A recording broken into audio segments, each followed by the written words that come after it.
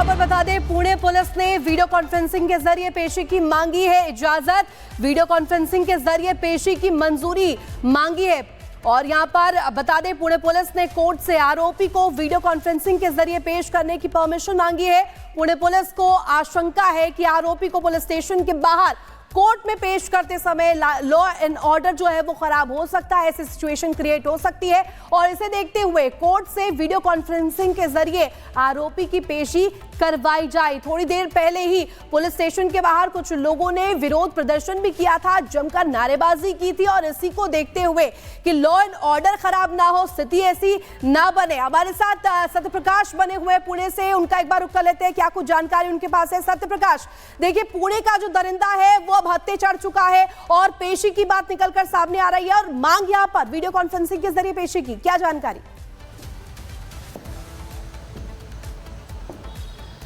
जी हाँ, Pune police team लेके निकलने वाली थी आरोपी को। मैं तस्वीरें दिखा रहा हूँ कि यहाँ देख सकते हैं कि किस तरह से यहाँ पे पुलिस वैन लगी है और इसी वैन के जरिए जो आरोपी को लेके जाने वाली थी, लेकिन सामने थोड़ी देर पहले ही यहाँ पे कुछ लोग पहुंचे और नारेबाजी करने लगे।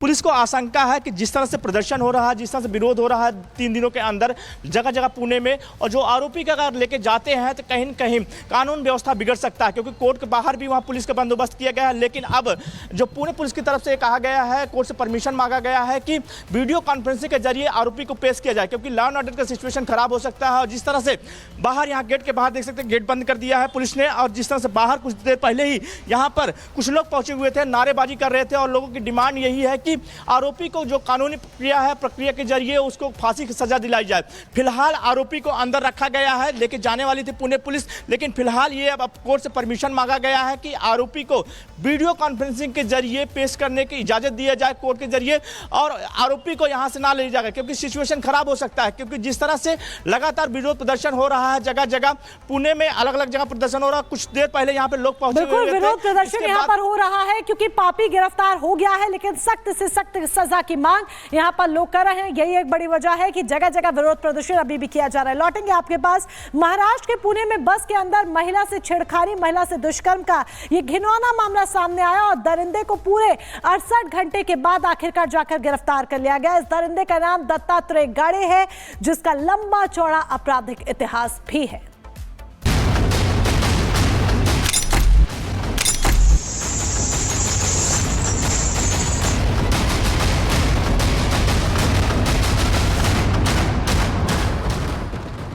महाराष्ट्र के पुणे के सवार गेट बस स्टैंड पर महिला के साथ जिसने महापाप किया था, वो पापी अब पुलिस के हत्थे चढ़ चुका है। आरोपी दत्तात्रेय गाड़े को पुलिस ने उसी के गांव शिरूर से देर रात गिरफ्तार कर लिया। आरोपी दत्तात्रेय पर आरोप है कि उसने मंगलवार को सवार गेट बस स्टैंड पर खड़ी राज्य परिवहन निगम की बस के अंदर 26 साल की एक महिला के साथ बलात्कार किया था और बलात्कार की वारदात को अंजाम देकर फरार हो गया था। आरोपी को पकड़ने के लिए पुलिस ने 13 टीमों का गठन किया था और लंबे समय तक चले पुलिस अभियान के बाद आखिरकार आधी रात को आरोपी पकड़ लिया गया। जांच पड़ताल में पता चला है कि आरोपी दत्तात्रेय गाड़े एक कुख्यात अपराधी है। उसके ऊपर पुणे और अहिल्या नगर में चोरी, डकैती और चेन स्नैचिंग के आधा दर्जन मामले दर्ज है। जांच में ये भी सामने आया है कि वो 2019 से एक अपराध में जमानत पर है। बता दें कि मंगलवार सुबह जब एक महिला सतारा जाने वाली एक बस का इंतजार कर रही थी, तब आरोपी महिला को बस स्टैंड पर खड़ी खाली बस में ये कहकर ले गया कि बस सतारा जाएगी और फिर महिला के साथ बलात्कार किया। इस घटना ने इंसानियत को तो शर्मसार किया ही है, वहीं इस बलात्कार की घटना के सामने आने के बाद महिला सुरक्षा पर भी सवाल खड़े हो रहे हैं।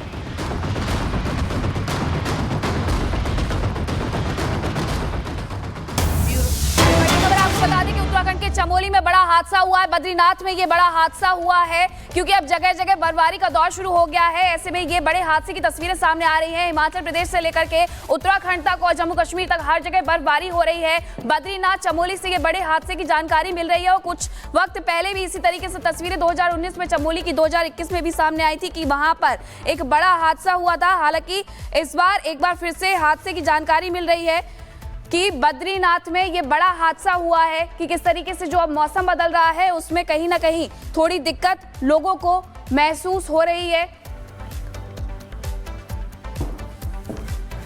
तो उत्तराखंड के बद्रीनाथ में यहाँ पर ये बड़ा हादसा हुआ है। बड़ी जानकारी हम यहाँ तक आप तक पहुँचा रहे हैं। 47 लोगों के दबे होने की जानकारी मिल रही है क्योंकि जमकर बर्फबारी हो रही है और ये बर्फबारी जहाँ पहले पर्यटकों को लुभा रही थी, वहीं अभी ये बर्फबारी लोगों के लिए मुसीबत बनकर आ खड़ी हुई है।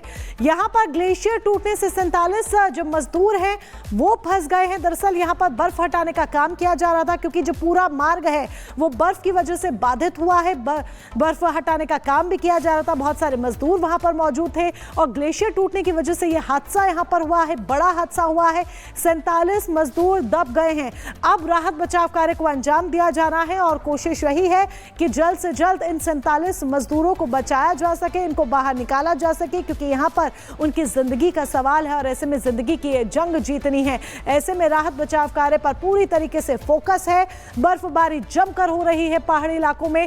जिस तरीके से मौसम बदलाव ले रहा है, मौसम रुख बदल रहा है, उसकी वजह से लोगों के लिए लगातार परेशानी का सबब बना हुआ है। लेकिन ये परेशानी का सबब उत्तराखंड के बद्रीनाथ में और ज्यादा देखने को तब मिला जब ये बड़ा हादसा होता है। ग्लेशियर टूटने की वजह से 1, 2, 3 नहीं बल्कि 47 मजदूर फंस गए हैं।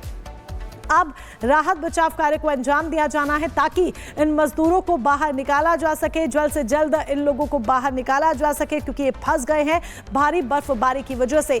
सिर्फ हिमाचल, कश्मीर, उत्तराखंड ये वो पहाड़ी इलाके जहां पर लगातार बर्फबारी हो रही है। लगातार जो ठंड है वो देखे जा रही है कि बढ़ती जा रही है।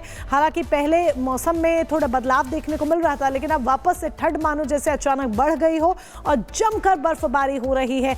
बर्फबारी कुछ ऐसी है कि पहाड़ी इलाके पूरी तरीके से बर्फ की सफेद चादर में लिपटे हुए हैं और अब ये बर्फ की सफेद चादर लोगों के लिए परेशानी लगातार एक के बाद एक खड़ी करती जा रही है क्योंकि न सिर्फ आवाजाही बाधित हो रही है, न सिर्फ ठंड की वजह से लोगों को परेशानी हो रही है, बल्कि भारी बर्फबारी की वजह से कई ऐसे मार्ग हैं जो कि कई ऐसे रूट्स हैं जो कि डाइवर्ट करने पड़े हैं। रूट डाइवर्जन हुआ है, रास्ते ब्लॉक हो गए हैं। कई जगह पहाड़ ऐसे हैं जहां पर ऊपर से पत्थर गिर गए हैं तो उस वजह से भी रूट्स ब्लॉक हो गए हैं। लेकिन यहां पर चमोली की बात करें तो बहुत बड़ा हादसा चमोली में हुआ है। दरअसल उत्तराखंड के बद्रीनाथ में यहां पर ग्लेशियर टूटने की वजह से, तस्वीर भी आपके सामने एक रख रहे कि किस तरीके से ग्लेशियर टूटता है, वो तस्वीर के जरिए आप समझ सकते हैं कि कैसे ये पूरा घटनाक्रम सामने आया होगा। ग्लेशियर टूटने की वजह से 47 मजदूर फंस गए हैं। राहत बचाव कार्य पर पूरी तरीके से फोकस है कि जल्द से जल्द इन मजदूरों को बचाया जा सके, इन मजदूरों को की रक्षा की जा सके क्योंकि यहाँ पर सवाल उनकी जिंदगी का है, उनकी जान का है। चमोली में ये बड़ा हादसा सामने आया है, जमकर बर्फबारी। अब मजदूरों को बचाने की कोशिश है। बर्फ में मजदूर फंसे हुए हैं, 47 मजदूर फंसे हुए हैं। उन्हें